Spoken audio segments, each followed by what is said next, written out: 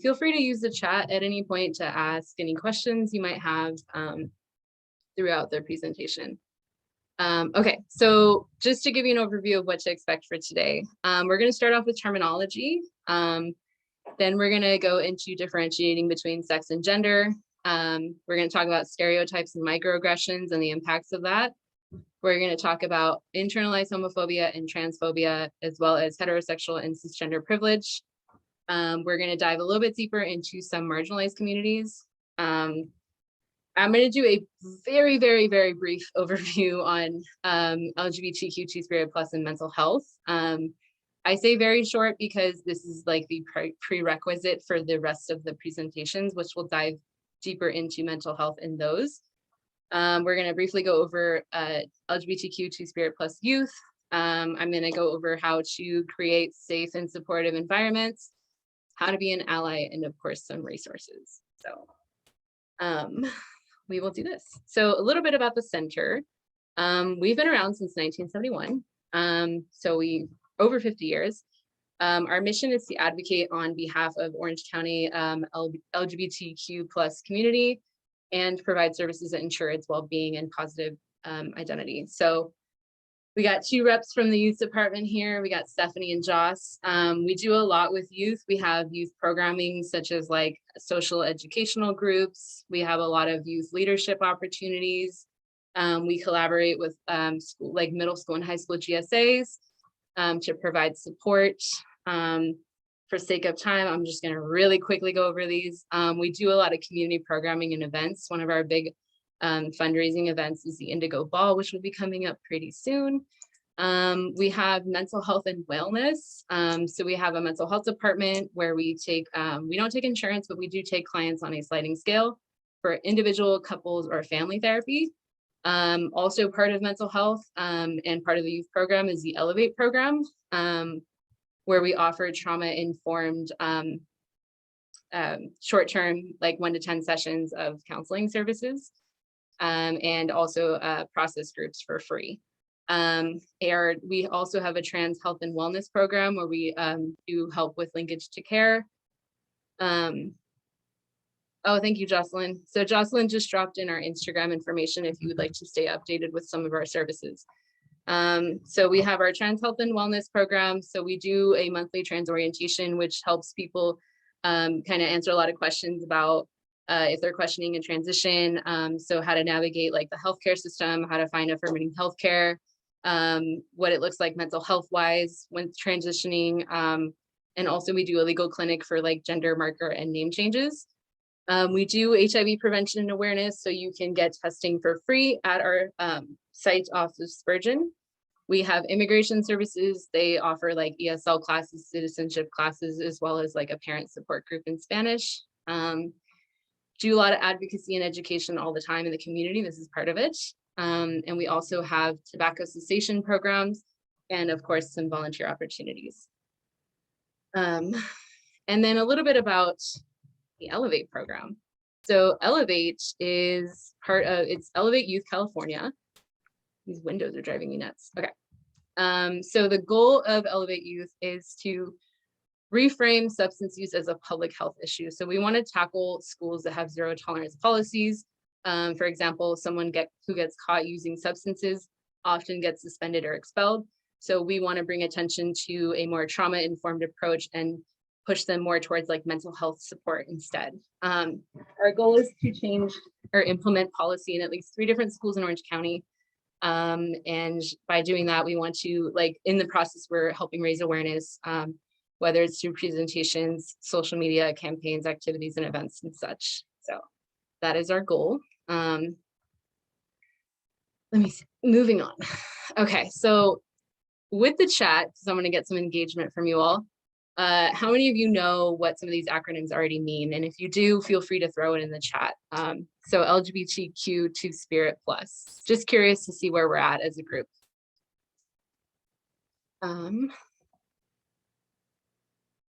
we got anybody. You can state any of these. Or let's go with the L. Who knows what L means? Lesbian, yes. What is a lesbian typically? Or you can unmute yourself actually too, that works too. Let me see. So we got lesbian. Yes, we got lesbian, who is a person that identifies as a woman and is primarily attracted to other women. So maybe I kind of engaged the group a little bit wrong there, but we got Donnie saying lesbian, gay, bisexual, trans, queer, and two-spirit. Yes, that is pretty on point, Donnie. So thank you for engaging in that. Let's define these a little bit further now. So we got lesbian, we got gay, so a person who identifies as a man and is primarily attracted to other men. You got bisexual, so a person that is attracted to folks of the same or opposite gender. You got transgender, so a person who's assigned sex at birth is not in alignment with the gender that they identify with. We'll be going in a lot deeper with the transgender identity as well. You got questioning, so a person of any identity in the process of questioning their gender identity, sexual orientation, or gender expression. I know I'm going to be throwing a lot of different words at you, so if anyone who's never like heard any of this terminology, my goal is to make this as digestible as possible. But for now, I will be throwing a lot of words at you, which I will be defining a little bit further down the line. Then you have queer. Queer is typically an umbrella term for someone who's not cisgender and not heterosexual. This is a term that's often unique to each individual. So someone who identifies as queer, like myself, and Kel, we just had a conversation about this, how it's like kind of hard to describe what exactly queer means to us. But I feel like it's pretty safe to say that it's not cisgender and not heterosexual. Then you have intersex. This is a person who was born with differences in their chromosomal makeup compared to those who have no chromosomal differences. So XXXY, someone who's intersex might not have those same chromosomes. Or genitalia, I should say. Then you have biological sex organs and things. Then you have asexual, so someone who does not experience sexual attraction or an intrinsic desire to have sexual relationships. Asexuality definitely exists on a spectrum, so you'll see a lot of different terms used within asexuality. Then you have two-spirited. So this is a term only to be used by Native American and Indigenous folks. This is encompassing a cultural, I'm sorry, I have two dogs, you might hear them. It's encompassing cultural, spiritual, sexual, and gender identity, who embodies both masculine and feminine energy, traditionally fulfilling a third gender role. So this is a really brief cheat sheet. I will be actually providing a link for so it's like a cheat sheet if you would like to take this, or if you'd like to take a photo of this as well. So let's look at the differentiation between sex and gender. So did you know that the terms, this thing is blocking me. Okay, so the term sex was used to refer to sex chromosomes and sexual anatomy. These are both biological factors, as well as sex roles and sex differences in personality, which arguably reflect social cultural influences, right? So it's gonna be different in every culture. A woman named Rhoda Unger in 1979 suggested using the term gender to refer to non-biologically culturally constructed aspects of being female or male, and the term sex when discussing biological aspects. So what does this mean? I get that's a lot of words thrown at you, but essentially gender is a social construct. And what do I mean by that? A social construct, gender varies from society to society and can change over time. Gender is often hierarchical and produces inequalities that intersect with other social and economic inequalities. So there's a big difference there. So let's dive a little bit deeper into what this all means. So sex is a term used to categorize people according to whether they were female or male, female, or intersex at birth. So females typically have XX chromosomes, males typically have XY, and intersex folks have a variation of chromosomes, hormones, genitals, and internal or external sex organs. This is actually a pretty large part of the population. It's at 1.7% of human infants are born with intersex or born intersex. What often happens is a lot of doctors will talk with parents to kind of pick one or the other, and they'll often do like surgical procedures, which then down the line affects a person when they go through puberty and things like that. So then we have gender. I'm on time, okay. So gender is on a spectrum. So this means that people give different, the meaning that people give to different sex categories. So sex are assigned at birth, and how that translates to psychologically how they feel in their gender identity. This can be like your identities, your traits, your interests, your roles, your attitudes, your stereotypes, where you are in regards to maleness or femaleness, masculine or feminine features or aspects of your being. Typical identities you'll see for gender are male, female, non-binary, cisgender, transgender, agender. I'm going to be going into these in more detail right after this. Gender fluid, gender non-conforming, etc. There's a lot of gender identities. And also a lot of cultures have their own identified through gender. Just a few examples are Two-Spirit, like we talked about, Mushe, which is from southern Mexico, and Hijra from India, to just name a few. Cool. Then you have, so gender identities. This is going to be, I'm going to try to explain this as easy as possible, but gender identities, I would argue, are just as unique to each person. So just like the queer identity, each person is going to identify their gender identity very uniquely to themselves. But for the most part, these are like just a general definition of them. So we'll start with agender or genderless. So this describes someone who doesn't feel like they have any gender, or that gender is just like unimportant to their identity, or that male female gender spectrum doesn't apply.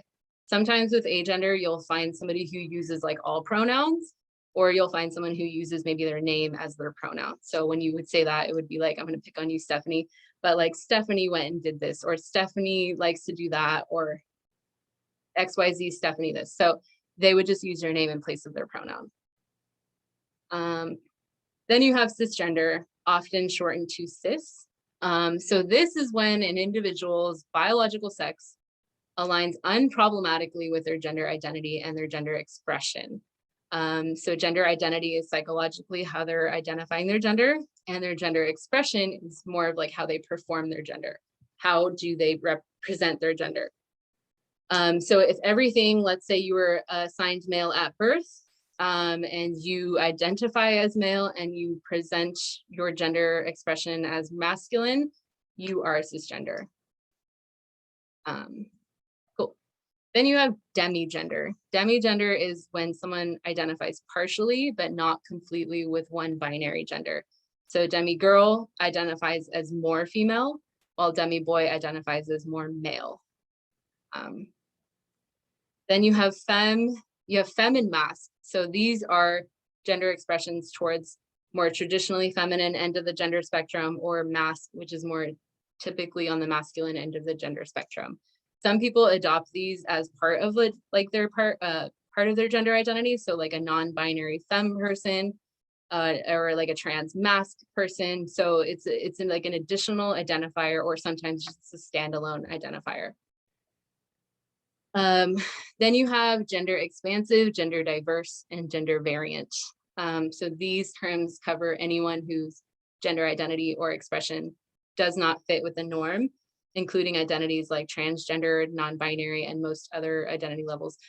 So with this, a lot of folks, you'll see a lot of folks using gender expansive or gender diverse, but also like a non-binary identity.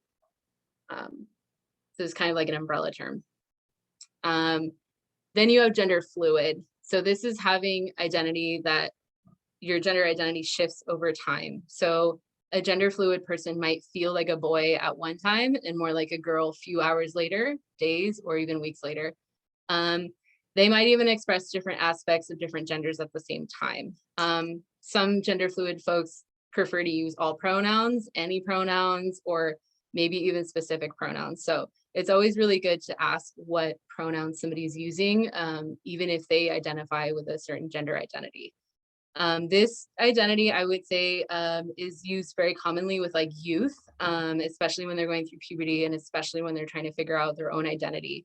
A lot of folks will identify as gender fluid or even like demigender. I see that pretty often because they're still trying to figure it out and they're fluctuating between gender identities.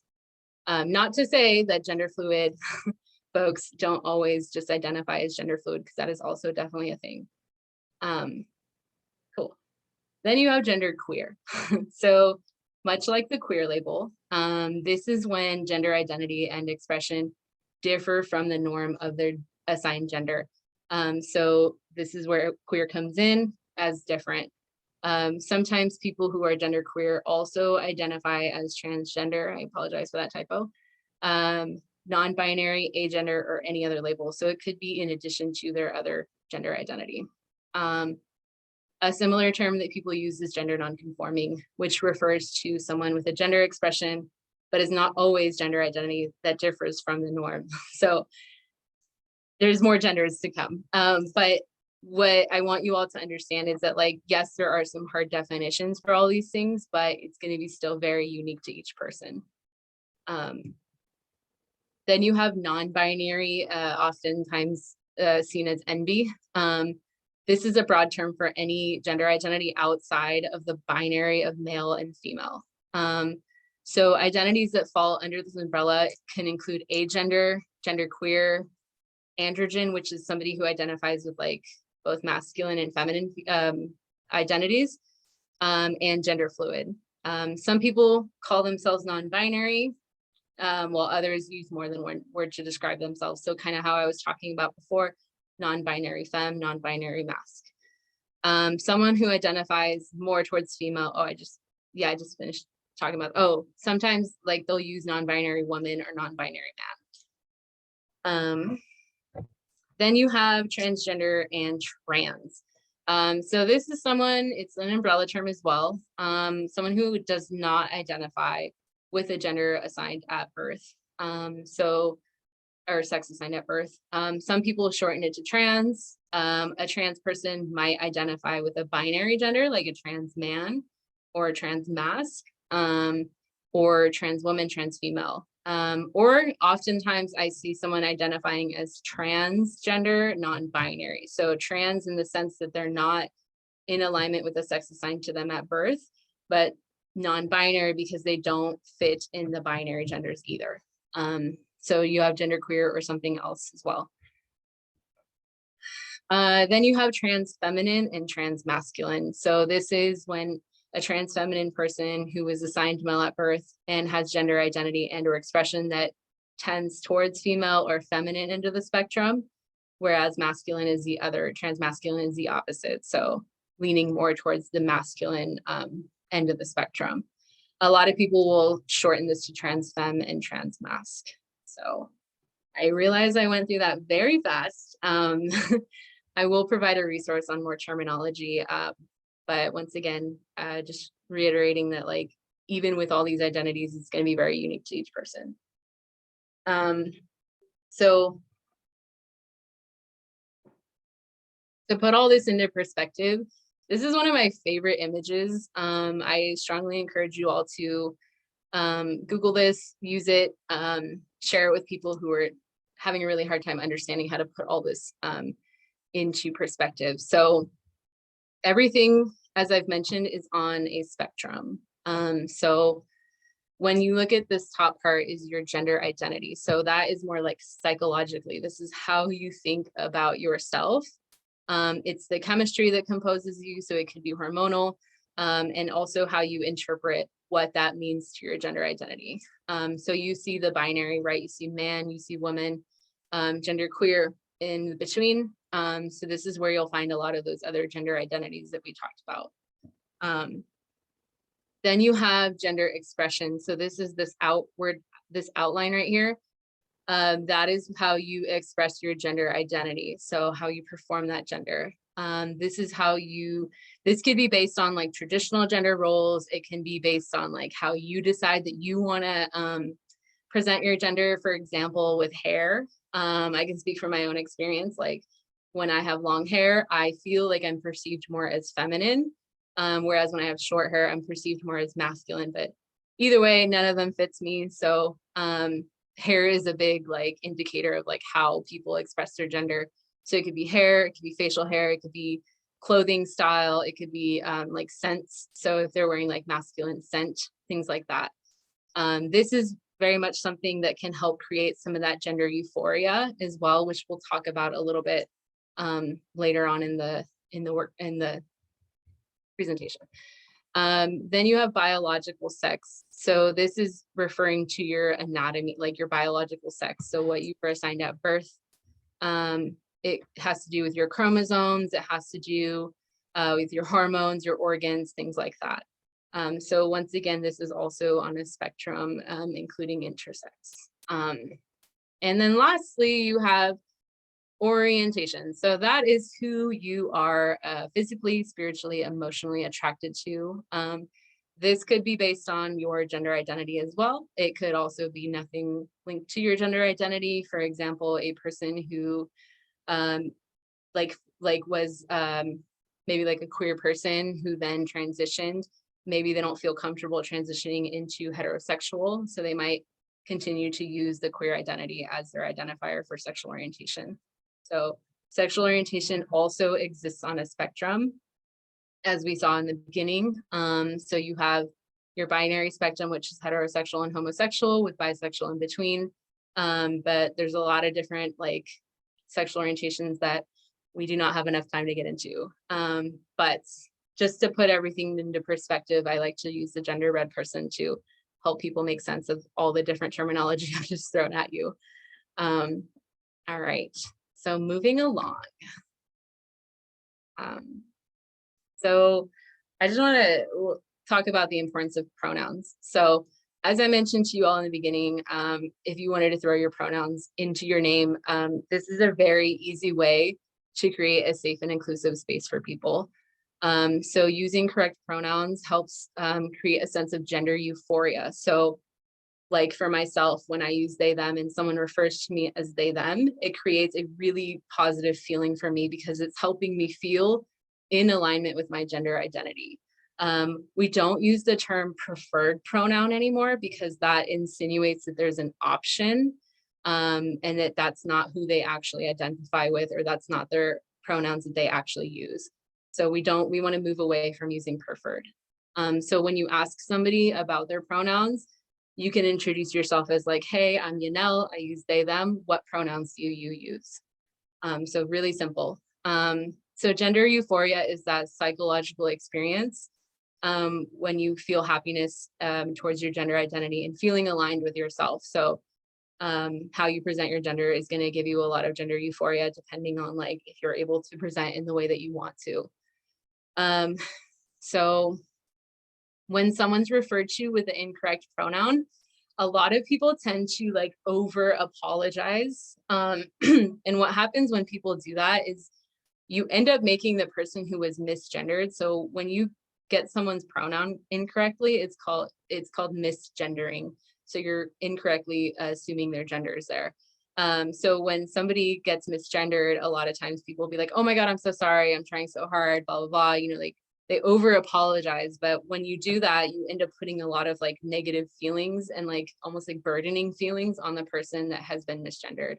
So be mindful of that. If you do mess up someone's pronoun, just be like, oops, and then do the right pronoun. You don't have to make a big deal about it.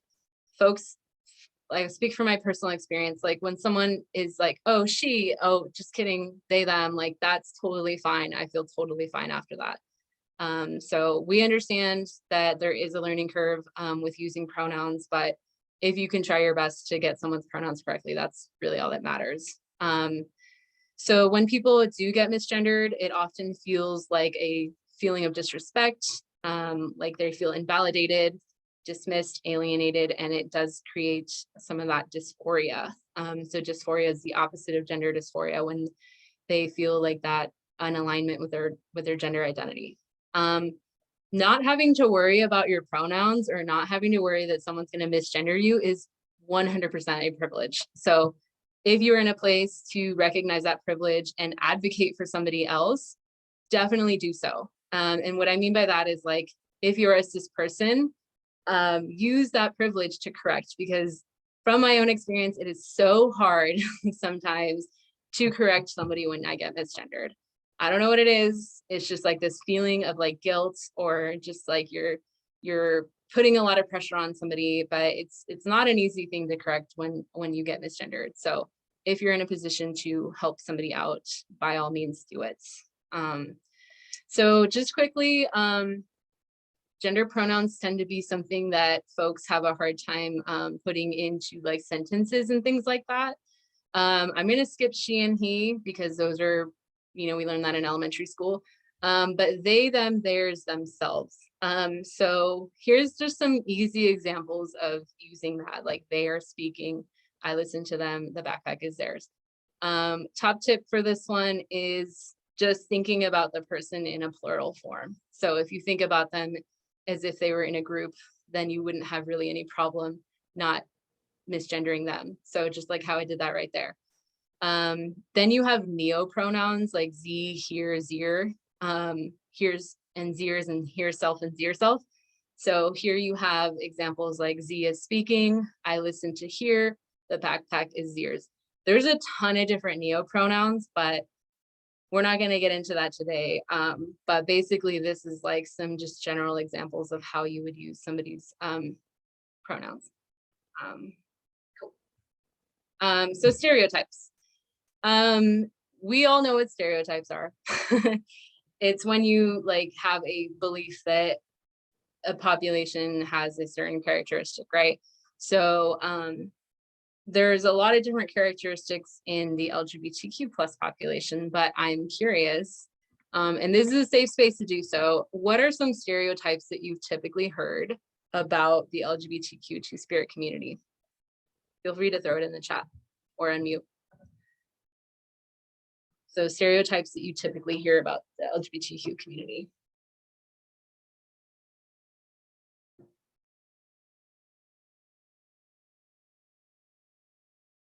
Nobody wants to talk? It's okay.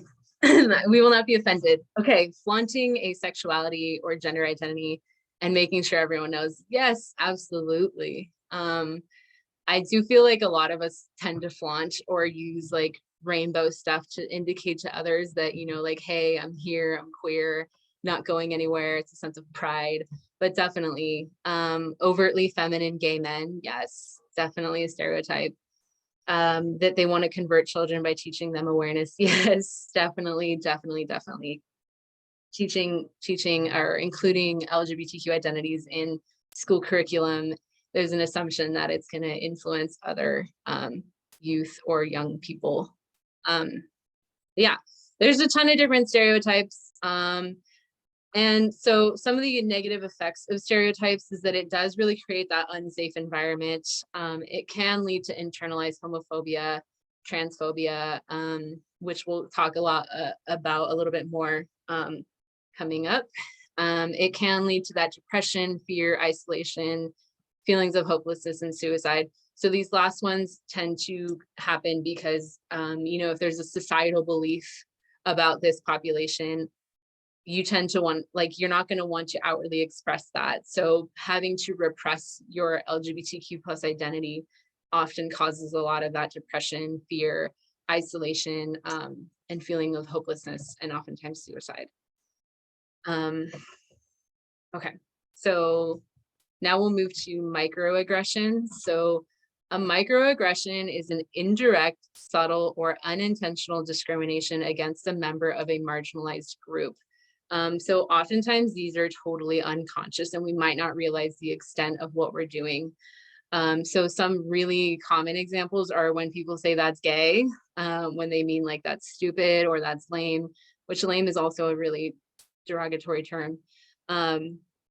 Or saying things like you don't look gay, or you don't look gay enough, or you don't look trans, or things like that. Misgendering someone is a microaggression. It's because you're assuming their gender. Using someone's dead name. So a dead name is the name that somebody was given at birth. You don't want to ask someone, hey, what's your birth name? Like, because that's like not okay either. So you want to stay away from dead naming. When somebody dead names a person, it often creates that dysphoric feeling as well. Assuming someone's sex and gender are the same thing, also another microaggression.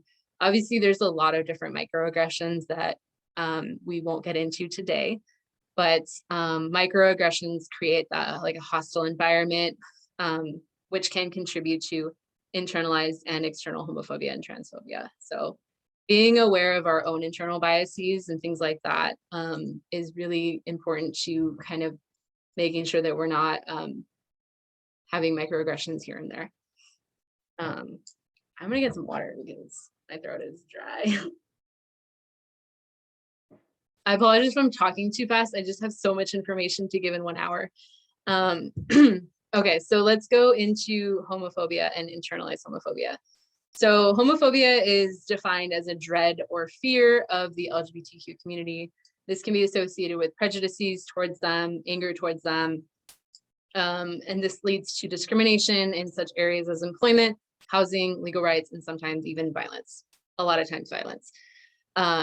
So this can be conscious or unconscious, like you might not realize that you have homophobic tendencies. This could be because maybe there's a certain culture in your home that views LGBTQ plus folks this way, or kind of some of that, those microaggressions come into this as well. And homophobia can often influence whether or not somebody is going to internalize their homophobia. And you see this a lot when you see like lack of protective rights, discrimination, and lack of equity with the LGBTQ plus community. So with internalized homophobia, this is when you deny your sexual orientation. This is this, like, you see this manifesting a lot is like hiding that identity. With denying your sexual orientation, a lot of folks will give into what's called compulsory heterosexuality, where because of this societal view, these stereotypes, these microaggressions, this homophobia, people will deny the fact that they are of the LGBTQ plus community, because that means if they are, then all of these things come with that identity, or maybe for like religious or cultural reasons, they cannot embrace that part of their identity. So they end up being in heterosexual relationships and denying that part, which oftentimes leads to a lot of like negative mental health outcomes. So also people who have internalized homophobia might keep their relationships secret. They might have resentment towards folks in the LGBTQ and Spirit Plus community because they are not able to outwardly present or be like out and queer and proud and things like that. They might feel uncomfortable around other folks who are very out and loud and proud. And it also can lead to a lot of unhealthy relationships, because partners, especially in like toxic relationships or unhealthy relationships, folks can use that to their advantage, like threatening of outing that person, and other things like risky behaviors like substance abuse. So that is with internalized homophobia and externalized homophobia. So then you have transphobia and internalized transphobia. So this is defined by Merriam-Webster as an irrational fear of aversion to or discrimination against transgender people. So this is when folks have negative beliefs, attitudes and beliefs towards transgender folks, disbelief or discounting correct pronouns or gender identity, using derogatory language, bullying, violence, instilling gender roles onto a person. So not allowing somebody to present in the gender identity in which they feel like they are in alignment with, and barriers resulting in folks not being able to use facilities in their alignment. So that's like bathrooms, locker rooms, things like that. So internalized transphobia tends to happen when we feel a lot of this transphobia out in society. We might internalize that. We're going to repress ourselves from being able to express that part of our identity. So we're going to deny that we're having any gender dysphoria. We're just going to say that it might be a typical mental health symptom or something like that. We might deny our sexual orientation. We're not going to come out to certain friends or family members. We're going to keep that part of ourselves a secret. We might have some resentment towards the LGBTQ plus community as well. We might feel uncomfortable towards other trans folks. And then same thing, like it might lead to us engaging in unhealthy relationships or risky behaviors. So that same factor of like outing your partner as the way to threaten them or keep them, controlled. So, all right. So I want to talk a little bit about the concept of privilege. So privilege is something that is unearned. And it is something in which you navigate the world without having things like that challenge you, or that maybe you won't see yourself represented in the media. That is a privilege to see yourself in the media. So this is unearned, often unconscious, and often taken for granted benefits afforded to heterosexuals in a heteronormative society based on their sexual orientation. So I'm going to give you just like a handful of examples of what heterosexual privilege looks like. So the ability to marry your significant other, having paid leave for your employment, and condolences from the death of a loved one. These are not across the board granted to LGBTQ+ folks. Shared health benefits, immediate access to loved ones in case of an emergency or accident, joint assets, joint taxes, child custody, etc. Being able to display affection with your partner in public without feeling like you are going to be threatened or even punished. There's no aspect of danger by showing your love for your partner and things like that. Knowing that you won't be fired based off of your sexual orientation or gender identity. Raising children without the fear or prejudices that you are harming them. LGBTQ+ folks receive a lot of this messaging. Traveling without fear of being harmed or killed. This is something, like, if you think about it on a daily basis, like, so the way that somebody identifies with their sexual orientation might also change the way that they identify with their presentation. So for me, I've always been a masculine presenting queer person, so I can't just dress feminine for the sake of like not being harmed or killed or, something to that extent. Living openly with your partner and seeing your relationship represented in the media. You see this a lot. There's a lot more heterosexual content than there is queer content. Receiving validation and support from your religious or spiritual community. And just having that social acceptance from neighbors, colleagues, and loved ones. So all things to think about. There's a very large list. If you're curious about learning more, you can definitely find a lot of this information online. But this is just a glimpse of what heterosexual privilege looks like. Now we have cisgender privilege. So this is when we talked about cisgender already. So what does it look like? So using a public restroom without fearing that somebody's going to give you a dirty look, or like clinging their children to their side because we're not sure if you're male or female. Having like just negative looks all the time, verbal abuse, physical intimidation or arrest. You're basically able to navigate the world without anybody like questioning you or like looking at you a certain way or feeling fear in some way. Also knowing that there's going to be a gender neutral option for restroom services. So you also don't have people questioning you saying like, are you going to have surgery? Have you started hormones? How are you going to pass? Or like, you're not passing enough. By passing, we mean like someone who's like, for example, someone like maybe who was born assigned female at birth is now on testosterone and is starting to present more masculine, maybe with facial hair or something like that.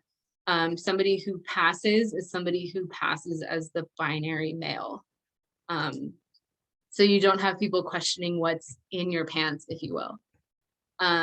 So you don't have fear that you might not get a job or even be at risk of being fired for your gender identity. You can receive medical care in alignment with your gender identity. So you're going to be able to find a doctor who is affirming and safe and isn't going to question your gender identity. A lot of times in order to go on hormone replacement therapy, you have to get diagnosed with gender dysphoria. So you have to sometimes go deal with psychological testing. You have to be diagnosed a certain way. It's not just a simple matter of like, this is how I feel, let me go on these hormones. There's a lot more to it. And you don't have to worry that people are going to find old photos of you that don't represent who you are now. And like I mentioned, you'll see yourself represented in the media. So we don't see a lot of trans actors. We see a lot of heterosexual actors acting as trans folks, which doesn't make any sense to me. But quickly, that is privilege. Cool. So diving a little bit deeper into, I apologize, I feel like I'm going so fast. But diving a little bit deeper into more marginalized communities, so transgender and non-binary folks. So we've talked a lot about like what their experiences might look like. What we haven't talked about is how a lot of folks who are transgender and non-binary also identify with a sexual orientation other than heterosexual. So what happens is they have a second coming out, and this coming out might not be as accepted.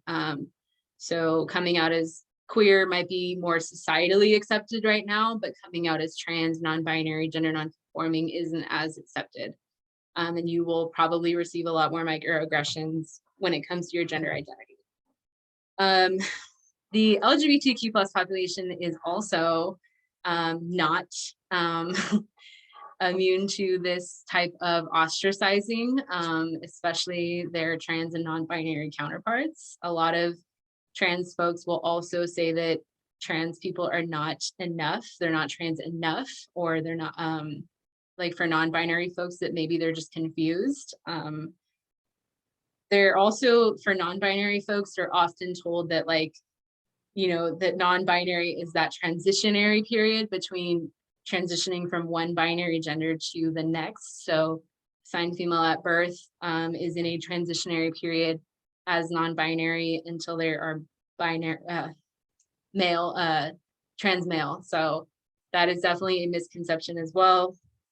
Some of the things that they experience are being misgendered, which I've talked about a lot already.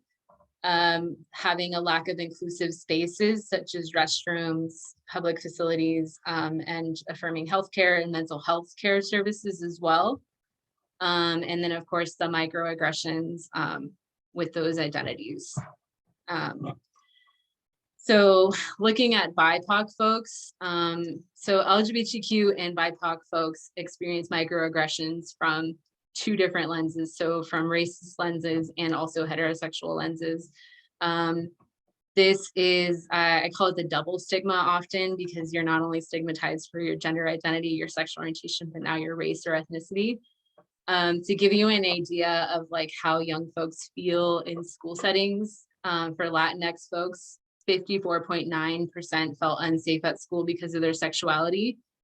44% felt unsafe because of their gender expression, and 22% because of their race or ethnicity. So they're experiencing a lot of layers of prejudices and like microaggressions.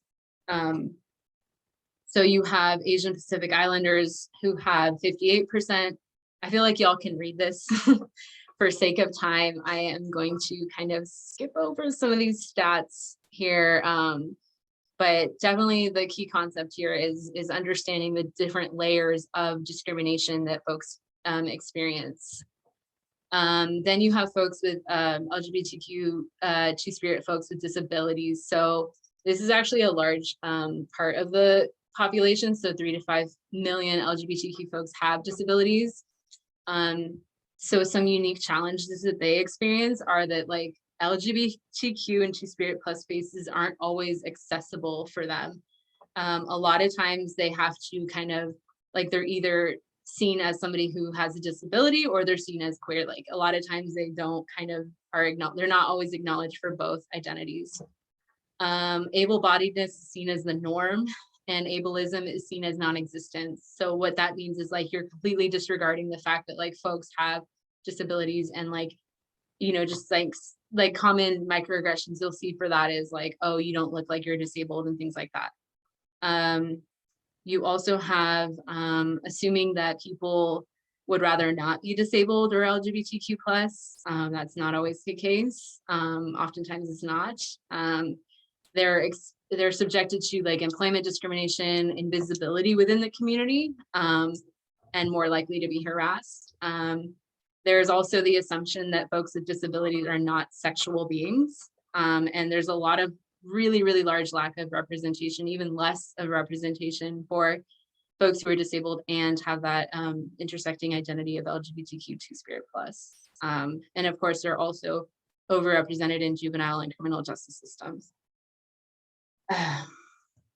Cool. So this is just like a diagram to kind of give you an idea of like one person is experiencing all of these different types of like discrimination, stigmas, stereotypes, microaggressions, and things like that. So imagine navigating the world with all of this on your back on a daily basis. That is the kind of things that contributes to a decline in mental health, a decline in, or like an increase in internalized homophobia or transphobia. This is a lot to deal with on a daily basis if we think about it. So to kind of quickly go over, I realize I am running out of time really fast. So LGBTQ plus individuals are 2 times as likely to have mental health disorders in their lifetime. A lot of what they deal with is like anxiety, depression, or substance use. A very large percentage, if you think about it, 42% of LGBTQ plus folks have seriously considered attempting suicide in the past year. That is like a really, really large number. And it's even higher with trans youth. And the downside of all this, well, one of the downsides is that these folks can't always find affirming counseling. So that is also a really big barrier. And so also with substance use, it is really high in the LGBTQ plus community. A lot of times people use substances to mask what they're dealing with on a daily basis. Or it just might be like a primary way of coping. That's just how they learn to cope. So I'm not gonna go into the numbers because I feel like there's some very important information that's still left to talk about. But so let's look at how to create more safe and supportive environments. I know we have some educators here, so I do want to provide this information for you all. So looking at like inclusivity. So talking more regularly about LGBTQ plus sexuality and education, using queer themes, using queer language, gender neutral language, and normalization of correct pronouns and name use. So asking on the first day of class, like, what is your gender pronouns, or how do you identify your gender identity or your pronouns? Using or implementing anti-harassment policies in schools, following anti-bullying protocols, refusing to discriminate, offering LGBTQ resources like safe spaces. So even having one little rainbow in your classroom, I can promise you will go a huge, huge way, because that helps somebody feel seen. Putting your pronouns helps somebody feel seen. Having affirming mental health services on campus. That is also something that's huge, huge important. Some people don't have a gender neutral restroom on campus, so they might have to use the nurse's station. Also encouraging folks to be more open about their gender expression or sexual identity. So, you know, having like a safe space sticker on your room is indicating to somebody that you are an ally, that you are somebody that is safe to talk about or talk to when they're maybe going through some stuff. In regards to bullying, a lot of times some schools can't really do anything about it. I don't know why, but if you can be a teacher or a staff member who hears the young person out and it can have their back and can, like, if they hear some bullying going on, just like immediately putting an end to it, that will definitely go a long way. And yeah, so, oh yeah, and then developing gender and sexuality alliance clubs. So these clubs are clubs on campus that are safe spaces for LGBTQ plus folks. Even if you don't feel like you're an ally, if you will, having like the openness to have this club on campus is seriously like life-changing for some folks, knowing that they can go to a space where there's going to be other folks just like them. So how to be an ally. So a cisgender person or heterosexual person is considered like an ally. So you want to try to use as much as possible inclusive language. Don't make assumptions about name, gender identity, or sexual orientation. So, you know, like avoiding microaggressions, like we've talked about. You don't want to like misuse someone or assume someone's pronouns. Talked a lot about that. Let's see. Yeah, so things you can do, really simple things you can do. Putting your pronouns in your email signature, putting your pronouns in your Zoom window or your name tag. That really goes a long way.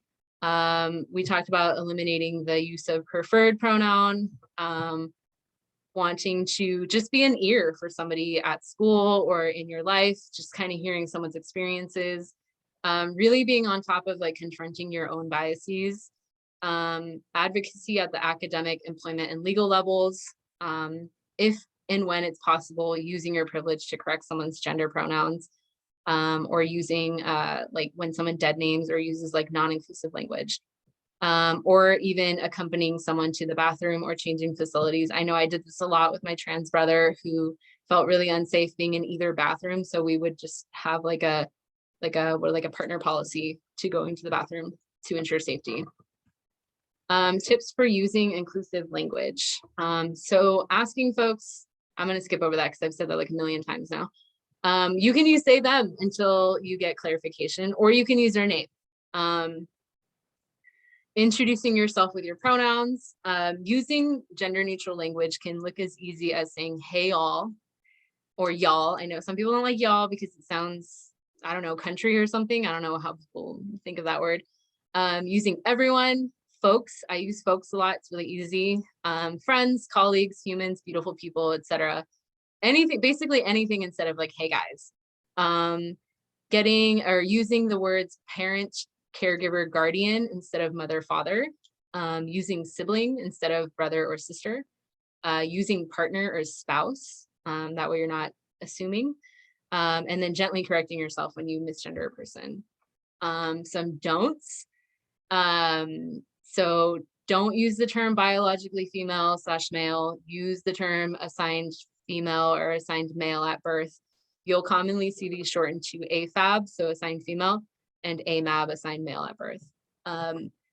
Asking don't ask a trans person if they've had sex change operation or plan to. That's not even the right terminology for it. It's gender affirming surgery. Saying you don't look transgender. Don't say like, what is their real name or birth name? You don't want to say things like, it's just too much to understand, I give up. That is such a common thing to say, but you don't want to say that because then you're kind of making the other person feel like they're a burden. Yes, I know we're at time. Okay, and so let me see, and some resources. So resources, of course, LGBTQ Center of OC. You have PFLAG, which is Parents, Family, and Friends of Lesbians and Gays. This is a great support network for people to have. You have hotlines, and I will be sending out, if you all want this presentation, I can share a copy of it. So just really quickly before anyone jumps off, thank you all so much for attending this presentation. If you can please complete the post survey if you're interested in getting that compensation, but also just providing any really important feedback for myself. So thank you all so much. I know that was a lot to kind of swallow, but what I think is really important is that you all are here and you're trying to make a difference and you're trying to understand the LGBTQ plus population. And I do truly feel that by you being here, you are going to be having a different approach on the way that you communicate with LGBTQ plus folks. And that is all I really hope for. So thank you so much. Yes, appreciate it. I will send everyone a copy of the presentation. So thank you all so very much. And I hope you all have a wonderful rest of your night. So stop this recording. Hi, I was wondering if I could take a screenshot of like our presentation right now because I'm doing